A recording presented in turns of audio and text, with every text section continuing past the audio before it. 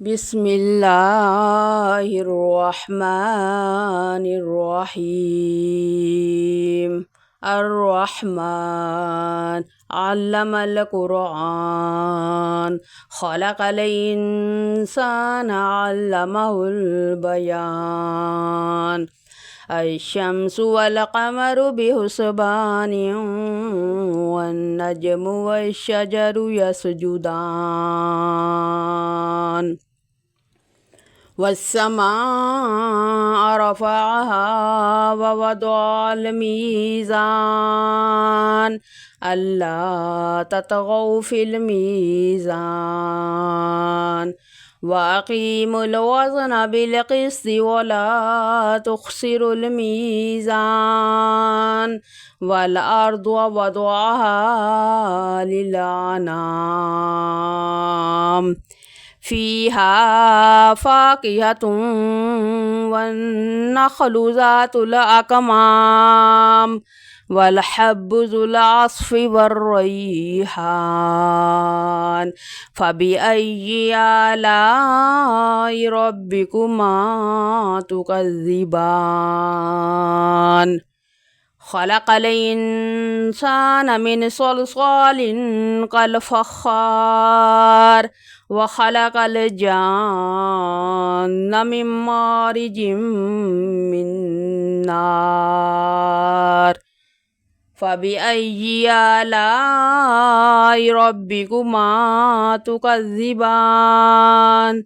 رب المشرقين ورب المغربين، فبأي آلاء ربكما تكذبان؟ مرج البحرين يلتقيان، بينهما برزخ لا يبغيان. فبأي آلاء ربكما تكذبان؟ يخرج منهما اللؤلؤ والمرجان. فبأي آلاء ربكما تكذبان؟ وله الجوار المنشآت في البحر كالأعلام، فبأي آلاء ربكما تكذبان؟ كل من عليها فان، ويبقى وجه ربك ذو الجلال والإكرام. فبأي آلاء ربكما تكذبان؟ يسأله من في السماوات والأرض، كل يوم هو في شأن. فبأي آلاء ربكما تكذبان؟ سنفرغ لكم أيها الثقلان، فبأي آلاء ربكما تكذبان؟ يا معشر الجن والإنس إن استطعتم أن تنفذوا من أقطار السماوات والأرض فانفذوا، لا تنفذون إلا بسلطان. فبأي آلاء ربكما تكذبان؟ يرسل عليكما شواظ من نار ونحاس فلا تنتصران. فبأي آلاء ربكما تكذبان؟ فإذا انشقت السماء فكانت وردة كالدهان. فبأي آلاء ربكما تكذبان؟ فيومئذ لا يسأل عن ذنبه إنس ولا جان فبأي آلاء ربكما تكذبان يعرف المجرمون بسيماهم فيؤخذ بالنواصي والأقدام فبأي آلاء ربكما تكذبان هذه جهنم التي يكذب بها المجرمون يطوفون بينها وبين حميم آن فبأي آلاء ربكما تكذبان ولمن خاف مقام ربه جنتان فبأي آلاء ربكما تكذبان ذواتا أفنان فبأي آلاء ربكما تكذبان فيهما عينان تجريان فبأي آلاء ربكما تكذبان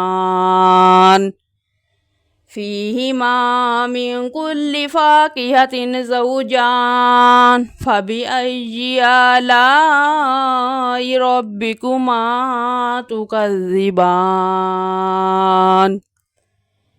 متكئين على فرش بطوائنها من استبرق وجنى الجنتين دان فبأي آلاء ربكما تكذبان فيهن قاصرات الطرف لم يطمسهن إنس قبلهم ولا جان فبأي آلاء ربكما تكذبان كأنهن الياقوت والمرجان فبأي آلاء ربكما تكذبان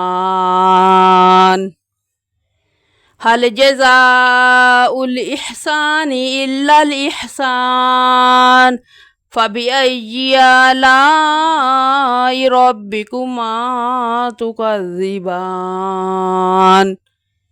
ومن دونهما جنتان فبأي آلاء ربكما تكذبان مدهامتان فبأي آلاء ربكما تكذبان فيهما عينان نضاختان فبأي آلاء ربكما تكذبان فيهما فاكهة ونخل ورمان فبأي آلاء ربكما تكذبان فيهن خيرات حسان فبأي آلاء ربكما تكذبان حور مقصورات في الخيام فبأي آلاء ربكما تكذبان لم يطمثهن إنس قبلهم ولا جان فبأي آلاء ربكما تكذبان متكئين على رفرف خضر وأبقري حسان فبأي آلاء ربكما تكذبان تبارك اسم ربك ذي الجلال والإكرام.